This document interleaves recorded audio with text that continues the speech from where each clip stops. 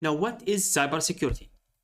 Now, cybersecurity is the practice of defending computers, servers, mobile devices, electronic systems, networks, and data from malicious attacks. And it is also known as information technology security or electronic information security. Now, the term applies in a variety of contexts from business to mobile computing and can be divided into a few common categories.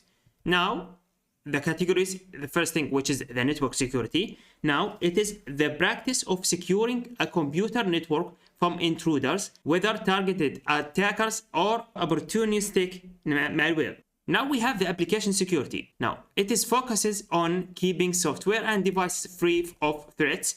A compromised application could provide access to the data it's designed to protect. So, successful security begins in the design stage well before a program or device is deployed. Information security, it protects the integrity and privacy of data, both in storage and in transit. Operational security, it includes the processes and decisions for handling and protecting data assets. Now we have the disaster recovery and business continuity. Define how an organization responds to cybersecurity incidents or any other event that causes the loss of operation or data. Now we have the CIA triad. Now the CIA it stands for three things. The C, which is confidentiality, the A, the availability, and integrity, which is I. Now, what is confidentiality? Now, it is the system ability to ensure that only the correct, authorized user or system or resource can view, access, change, or otherwise user data. Okay? So only the authorized person can access, view, change, modify, do whatever he wants, but only the authorized. Okay? Now, on the other hand, the integrity, it is a system ability to ensure that the system and information is accurate and correct. So anyone can read the data, but no one can modify, only the authorized people. So for example, the hash stuff and the hash thing, it is an example for the integrity. So for example, you want to download a specific program, you can see that there are a hash, SHA-1 or MD5 or whatever. So this hash, to make sure that the file or the program you want to download hasn't been modified at all, and it is integrity and has the integrity. Okay, so this is integrity. Now finally we have the availability, which means that the information is accessible to authorized users, and it provides an assurance that your system and data can be accessed by authenticated users whenever they are needed. Okay, so make sure the system that's available 24/7. Okay, so which means all the time. Now, types of hackers. Now we have three types actually: the black hat hackers, the white hat, and the gray. Now let's start with the black hat hackers.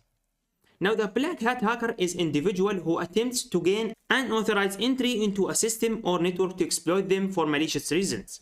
Now the black hat hacker doesn't have any permission or authority to compromise their target, and they try to inflict damage by compromising security systems, altering functions of websites and networks, or shutting down systems. Okay, and they often do so to steal or gain access to passwords, financial information, and other personal data. Now the white hat hackers, on the other hand, are deemed to be the good guys working with organizations to strengthen the security of a system. And a white hat has a permission to engage the targets and to compromise them within the prescribed rules of engagement. And a white hat hackers are often referred to as ethical hackers.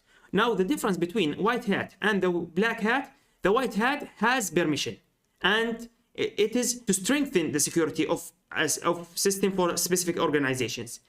Now, on the other hand, the black hat hacker actually to damage the system and to steal or do bad stuff. Okay, so white hat doesn't mean that he's not skilled, or he doesn't have skills, or the black hat means he is smarter or he do things better. No, actually the white hat and the black hat doesn't refer to the skills he have. No, actually it refers to the intention. So white hat, good intention; black hat, bad intention, and so on. Now we have the gray hat hackers.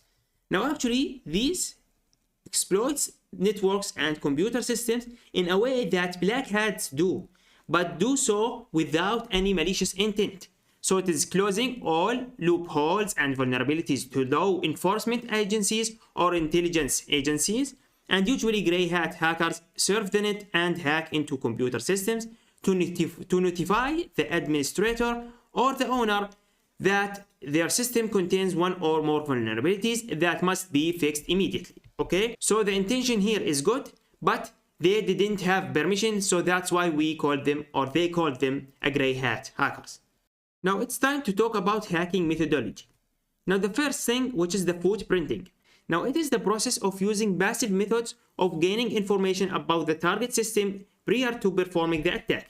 It can reveal vulnerabilities of the target system and improve ease with which they can be exploited. Now various methods are employed for footprinting. For scanning, it is the process of taking information obtained from the footprint phase in order to target the attack more precisely. And some of the methods used in this phase are port scans, ping sweeps, operating system detection, observation of facilities used by the target, and so on. Now we have enumeration. It is the process of extracting more detailed information about the information obtained during the scanning phase to determine its usefulness. Some of the methods used in this step are user accounts enumeration, SNMP enumeration, Unix Linux enumeration, LDAP enumeration, NTP enumeration, SMTP enumeration, DNS enumeration, and so on. Okay. Now system hacking. It is the process of planning and executing the attack based on the information obtained in the previous phases. In this phase, the attacker performs the actual hacking process using hacking tools. We have the escalation of privilege.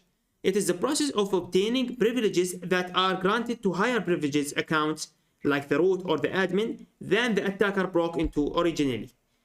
The goal of this step is to move from low-level accounts such as guest account all the way up to administrator or root. Now we have covering tracks. It's the process of removing any evidence of the attacker's presence in their system, and the attacker purges log files and removes other evidence needed for the owner of the system to determine that an attacker occurred. Planting backdoors. It's the process of securing unauthorized remote access to computer, so the attacker can access the system later without being detected, and backdoors are usually computer programs that give an attacker the remote access to a targeted computer system. Cybersecurity attacks. Now we have the brute force attack. A brute force attack uses trial and error to guess login information, encryption keys, or find a hidden web page. Hackers work through all possible combinations hoping to guess correctly. These attacks are done by brute force, meaning they use excessive, forceful attempts to try and force their way into your private accounts. Phishing attacks. Now it is a type of social engineering attack often used to steal user data, including login credentials and credit card numbers. It occurs when an attacker makes a victim to click a malicious link in email, instant message, or text message, which can lead to the installation of malware, freezing the system as part of a ransomware attack, or revealing of sensitive information. Now malware, it is malicious software, and the ransomware, actually it is type of the malware. It is used to encrypt all of the system data, and you need to pay money so to get the decryption key. We will talk about them later on, no worries. Bots and botnets. Botnet is a collection of internet-connected devices infected by malware, and it is called bot. So the bot is a single device, and botnet is a bot networks. Okay, so that allow hackers to control them.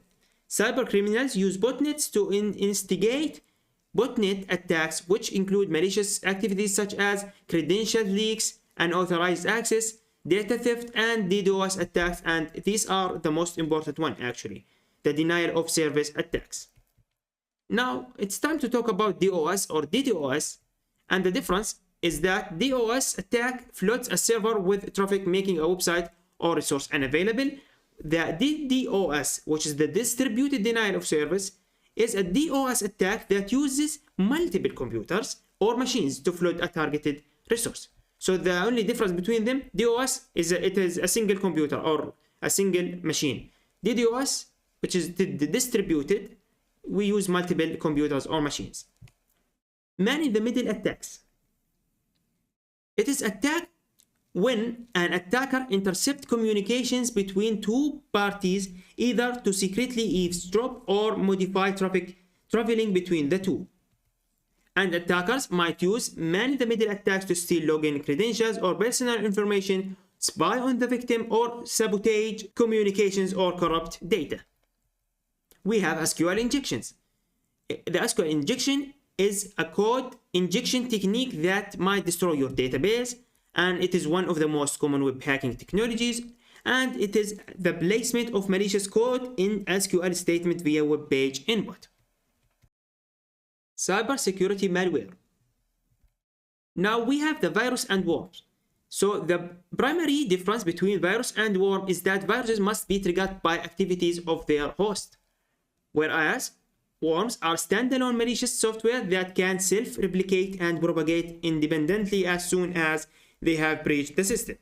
So worms do not require activation or any human intervention to execute or spread their code. Now we have the Trojan. Now the Trojan horse or the Trojan is type of malware that is often disguised as legitimate software. Trojans can be employed by cyber thieves and hackers trying to gain access to users' systems. Users are typically tricked by some form of social engineering into loading and executing Trojans on their systems. Once activated, Trojans can enable cyber criminals to spy on you, steal your sensitive data, and gain backdoor access to your system. We have spyware and adware. So spyware is basically any technology that helps gather information about a computer user without their knowledge. But the adware is any software with banner advertisements display while it is running. We have the ransomware. Now ransomware is a form of malware that encrypts a victim's file, and the attacker then demands a ransom from the victim to restore access to the data upon payment. Users are shown instructions for how to pay a fee to get the description key. Cybersecurity defenses. The first thing, which is the antivirus. It is kind of software that used to prevent, scan, detect, and delete viruses from computer. Once installed, most antiviruses software runs automatically in the background to provide real-time protection against virus attacks. Encryption. Encryption is the method by which information is converted into secret code that hides the information true meaning. The science of encryption and decryption information is called cryptography. In computing, unencrypted data is also known as plain text, and encrypted data is called ciphertext. Firewall. A firewall is a system designed to prevent unauthorized access to or from a private network. You can implement a firewall in either hardware or software form, or a combination of both. We have the biometrics. Biometrics is the measurement and statistical analysis of people's unique physical and behavioral characteristics. The technology is mainly used for identification and access control, or for identifying individuals who are under surveillance. We have the MFA, or the multi-factor authentication. Now, it is an electronic authentication method in which a device user is granted access to a website or application, and only after successfully presenting two or more pieces of evidence to an authentication mechanism, knowledge, possession, and adherence. So this means that you can access the system. Cybersecurity experts work in every size company and industry to protect organizations from data breaches and attacks. Moreover, the demand for cybersecurity professionals is growing at a neck-breaking speed. Job postings for cybersecurity positions have grown 3 times faster than opportunities for the IT jobs overall. Here are the 10 career pathways you can pursue as cybersecurity. Now, by the way, actually, I got this from article. I found it online and it is very useful. The first thing, security software developer. Security software developer build security software and integrate security into application software during the design and development process. Depending on the specific position and company, a security software developer might oversee a team of developers in the creation of secure software tools, develop a company-wide software security strategy, participate in the lifecycle development of software systems, support software deployment to customers, and test their work for vulnerabilities. Security architect career path. If you are an enthusiastic about problem solving and formulating big picture strategies, the security architect career path is for you. A security architect is meant to create, build, and execute network and computer security for an organization.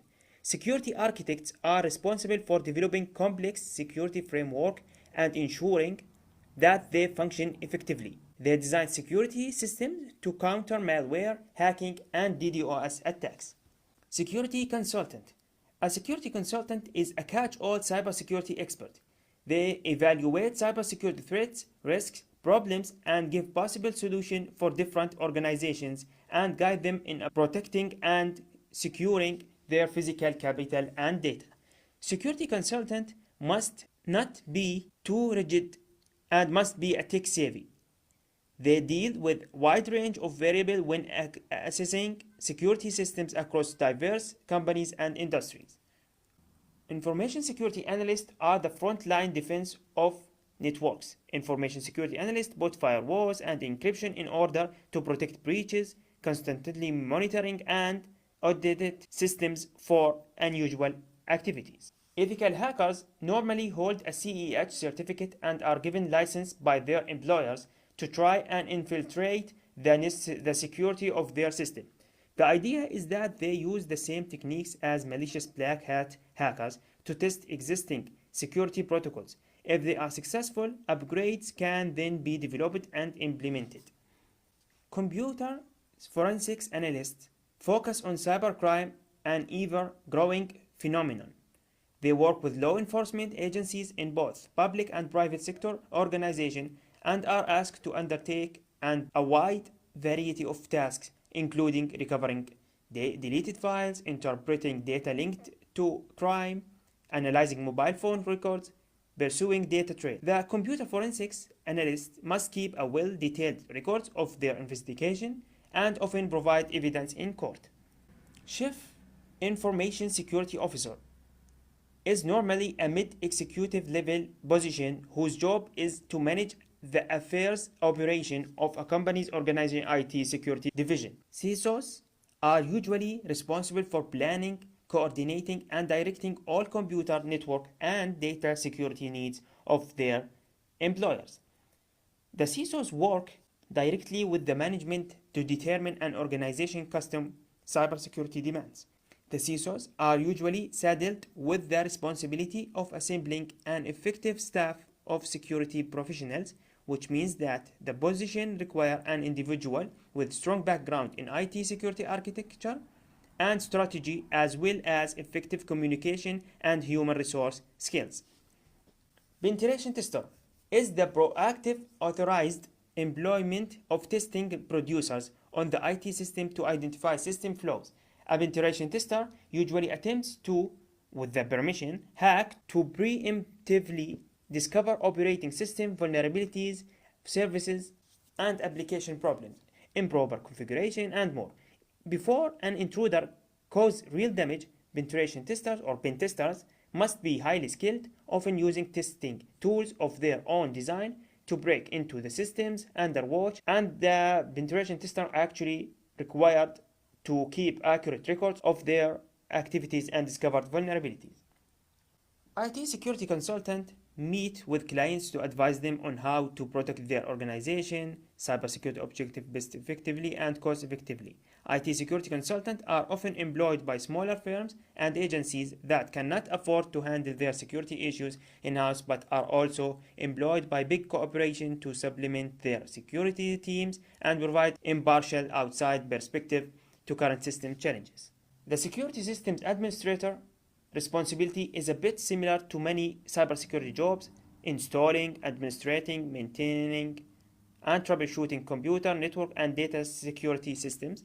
The main distinction between the security systems administrator and other cybersecurity professionals is that the security system administrator is normally the person in charge of daily operation of those security systems. The regular tasks include system monitoring and running regular backup and setting up, deleting, and maintaining individual user accounts. Security systems administrators are usually often involved in developing organizational security procedures. Social engineering attacks exploit social interactions to gain access to valuable data. At the root of all social engineering attacks is deception. Cybercriminals trick and manipulate their targets into taking certain actions, such as bypassing security measures or disclosing certain sensitive information.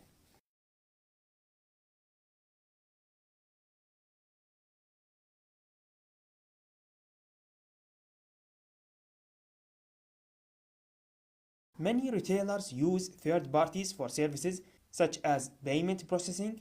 As such, they often believe the liability for a third party breach doesn't apply to them. In reality, using a third party vendor doesn't absolve them of responsibility for a data breach.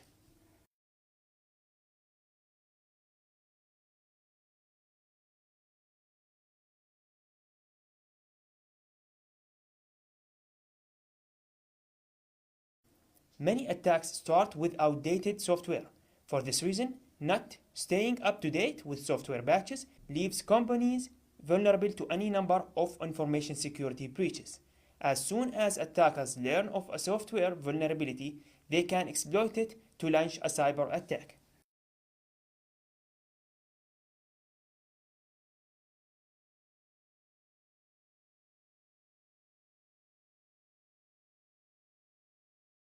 The more we rely on the cloud for data storage, the higher the risk of major breach.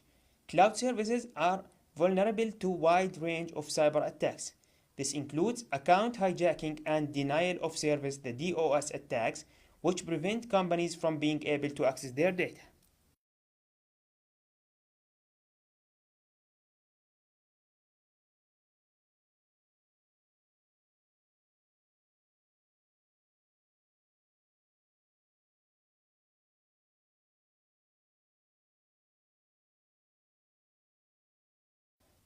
Ransomware attacks are serious cyber threat. These attacks infect your network and hold your data and computer systems hostage until a ransom is paid. The immediate losses from the ransom are only the tip of iceberg. The monetary damages from lost productivity and data loss are often the most destructive to business. Attacks like these are why 60% of small businesses go out of business with 6 months of cyber breach.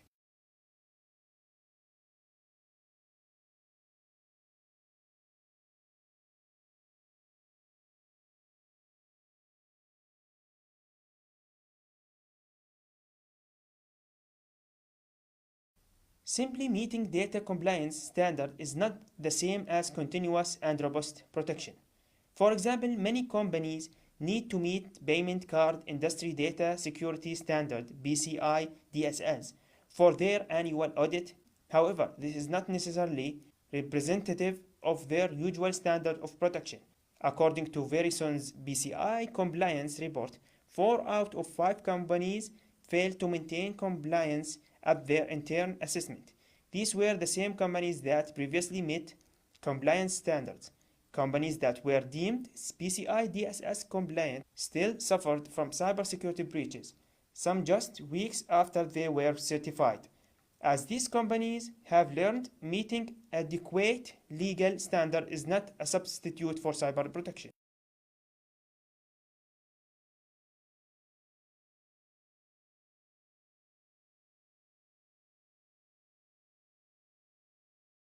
Mobile technology can be a significant asset to businesses, but it can also expose them to potential cybersecurity breaches.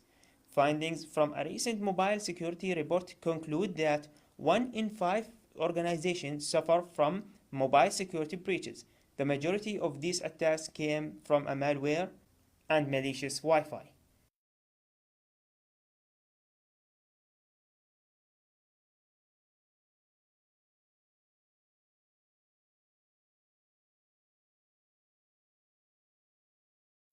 Many companies are encouraging employees to use personal devices at work as part of their Bring Your Own Device BIOD policies. This has several benefits, including increased flexibility and convenience.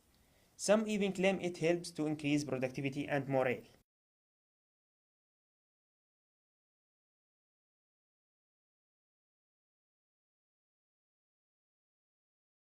The Internet of Things or IoT connects devices from all over the world through the Internet. This allows for a network of devices that can store, send, and receive data. Because of its convenience, many individuals and businesses are taking advantage of it.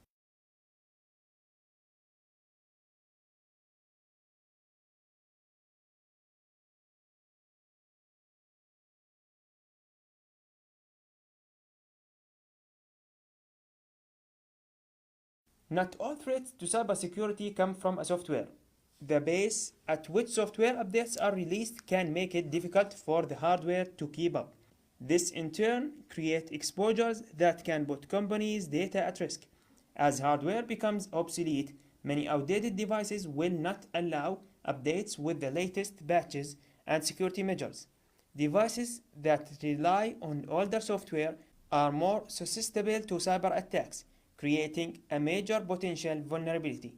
It is important to monitor this and respond quickly when devices become out of date. Just like you should keep your software up to date, you should do the same with hardware.